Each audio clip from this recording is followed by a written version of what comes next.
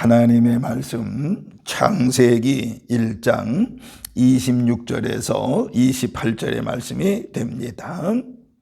하나님의 말씀 창세기 1장 26절에서 28절까지입니다. 하나님이 이르시되 우리의 형상을 따라 우리의 모양대로 우리가 사람을 만들고 그들로 바다의 물고기와 하늘의 새와 가축과 온 땅과 땅에 기는 모든 것을 다스리게 하자 하시고, 하나님이 자기 형상 곧 하나님의 형상대로 사람을 창조하시되 남자와 여자를 창조하시고, 하나님이 그들에게 복을 주시며 하나님이 그들에게 이르시되 생육하고 번성하여 땅에 충만하라. 땅을 정복하라. 바다의 물고기와 하늘의 새와 땅에 움직이는 모든 생물을 다스리라 하시니라. 아멘. 만복의 근원이 되시는 하나님 아버지, 이렇게 10월 세 번째 주일을 맞이하여 하나님의 전에 달려나와 예배하고 기도하고 찬송하는 우리 모든 성도들에게 한량없는 은혜와 사랑으로 함께 하시옵소서. 특별히 하나님, 오늘 이 시간도 말씀에 사로잡힌 바 되어지게 하여 주시옵시고, 말씀 충만, 성령 충만, 은혜 충만한 시간이 되어지게 하옵소서. 특별히 하나님 아버지 앞에 기도하는 모든 기도 소원을 주님께서 응답해 주옵소서. 감사를 드리면서 예수님의 이름으로 축복하며 기도하옵나이다. 아멘. 아멘. 하나님의 놀라우신 은혜와 사랑과 은총이 오늘 이렇게 10월 세 번째 주일에 달려나와 하나님께 예배하며 기도하며 말씀을 듣는 우리 모든 성도들에게 하나님의 그것의 은혜와 사랑과 은총의 역사가 함께 하시기를 주의 이름으로 축원합니다. 그리고 오늘 말씀을 들을 때에 여러분이 가지고 온 모든 무거운 짐이 해결받는 놀라운 역사가 일어날 줄로 믿으며, 또한 오늘 말씀을 들을 때에 여러분의 질병이 깨끗이 치유되는 은혜가 있을 줄로 믿습니다. 또한 말씀으로 무장해서 이번 한 주간도 신앙으로, 믿음으로, 기도함으로 승리하는 한 주간이 되시기를 주의 이름으로 축원합니다. 축원합니다.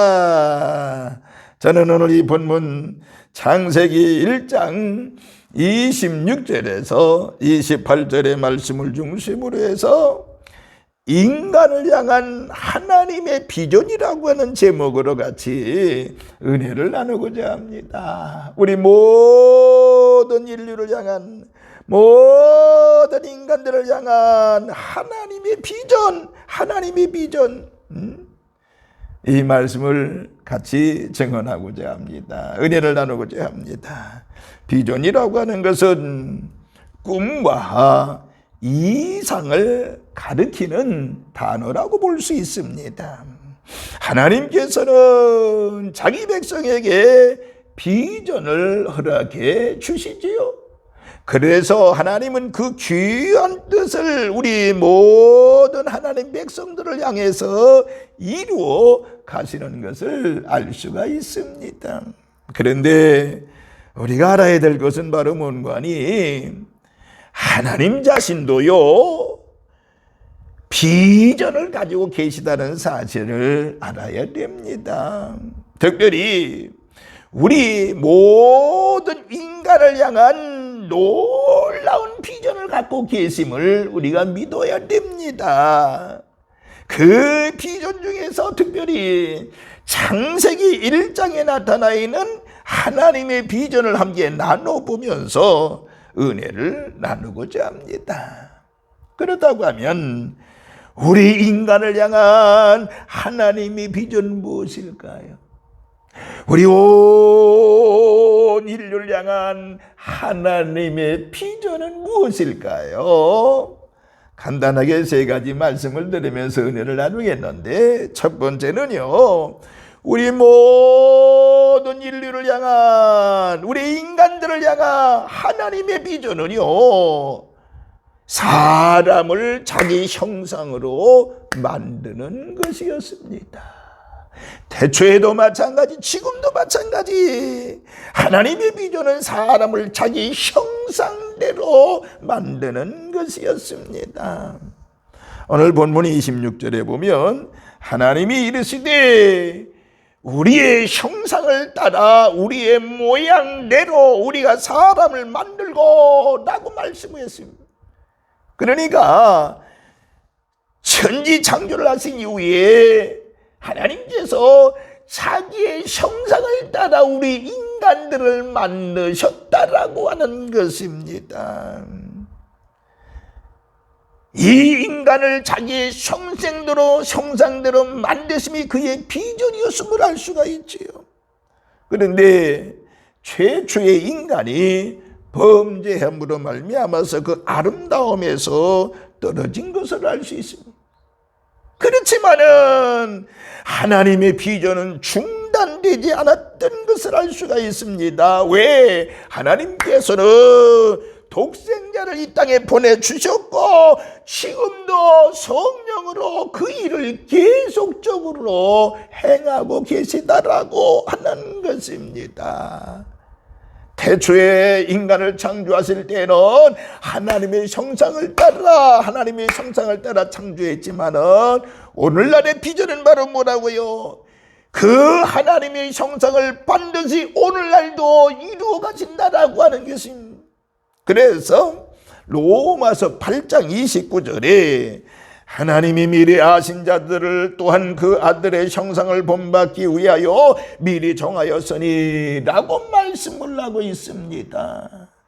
이어서 30절에는요 또 미리 정하신 그들을 또한 부르시고 부르신 그들을 또한 의롭다 하시고 의롭다 하신 그들을 또한 영화롭게 하셨느니라 라고 말씀을 하고 있습니다.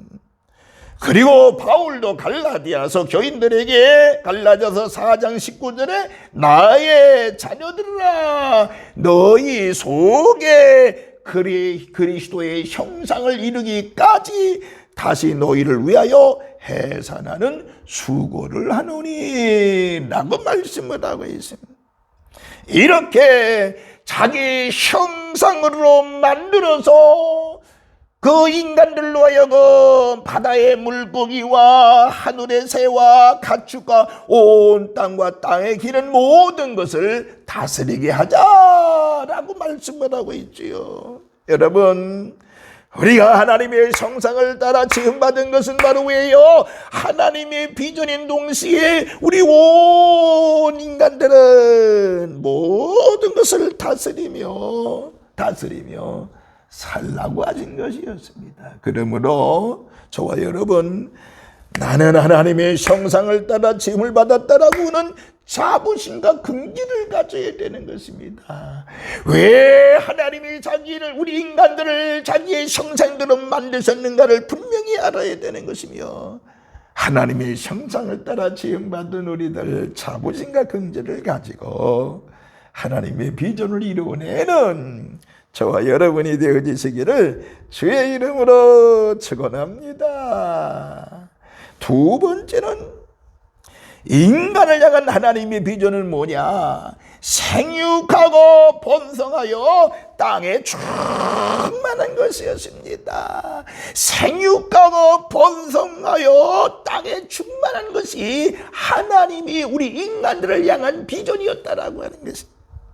본문 28절에 하나님이 그들에게 복을 주시며 하나님이 그들에게 이르시되 생육하고 번성하여 땅에 충만하라 라고 말씀했습니다.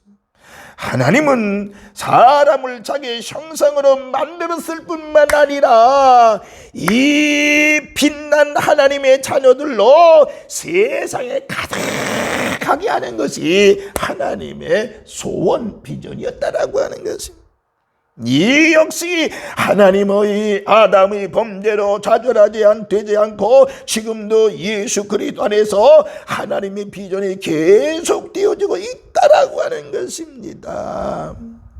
오늘 그래서 하나님의 형상을 따라 지음받은 자들은 이 온 세상을 하나님의 자녀로 가득하게 하기 위해서 이 일에 우리가 힘쓰고 애써야 된다라고 하는 것입니다. 그래서 마태복음 28장 18절에 20절에 뭐라고 그랬어요? 예수께서 나아 말씀하여 이르시되 하늘과 땅의 모든 권세를 내게 주셨으니 그러므로 너희는 가서 모든 민족을 제자로 삼아 아버지와 아들과 성령의 이름으로 세례를 베풀고 내가 너희에게 분부한 모든 것을 가르쳐 지키게 하라. 볼지어다 내가 세상 끝날까지 너희와 항상 함께 있으리라 하시니라 라고 분부하고 있는 것이, 이 하나님의 비전을 반드시 이루어내는 저와 여러분이 되어지기를 바라고, 특별히 우리가 이 세상 속에서도 하나님의 형상을 따라 지음받은 우리들은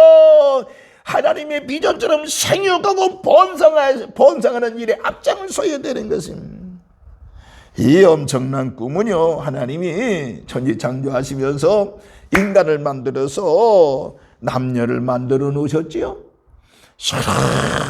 서로 사랑하게 해서 생육하고 번성하여 이제 이 하나님의 비전을 이루어냈습니다. 결국에 생육하고 번성하여 이 지구상에 현재는 80억 명의 인구가 살고 있습니다. 우리나라도 세계 29위 안에 29위에 들어가는 5,100만이라고 하는 인구를 가지고 있습니다. 여러분, 생육하고 번성하는 이 하나님의 비전을 이루는 일에 앞장을 서야 되는 것입니다. 자녀를 낳아야 되는 것입니다. 지금 세계 80억 중에서 14억을 가진 우리 인도가 있습니다. 인도가 제일 많습니다. 두 번째가 중국입니다. 그 다음에 이제 밑으로 내려와서 미국, 또 인도네시아, 파키스탄, 나이지리아, 브라질, 이렇게 2억 인구 이상 7개 나라가 존재하고 있습니다. 우리 대한민국 하나님의 비전인 생육하고 번성하여 땅에 충만한 비전을 이루어가는 우리 대한민국이 되기 위해서는 우리 기독교인들이요, 이 출산에 놀라운 생육하고 번성하는 놀라운 그 은혜를 받고요, 그 이루어내야 되는 것입니다. 그래서 우리 젊은이들이 애를 많이 낳아서요, 하나님의 나라를 우리 성도들이 이루어가야 되는 것입니다. 그 일에 앞장서는 이 땅에 하나님의 자녀들로 가득하게 하나님의 소원 비전을 이루어내리는 저와 여러분이 되어져야 될 줄로 믿습니다. 마지막 세 번째는요, 인간을 향한 하나님의 비전은 바로 문원이 문화명령이라고 볼 수 있습니다. 문화명령, 오늘 본문 28절에 땅을 정복하라고 말씀하고 있습니다.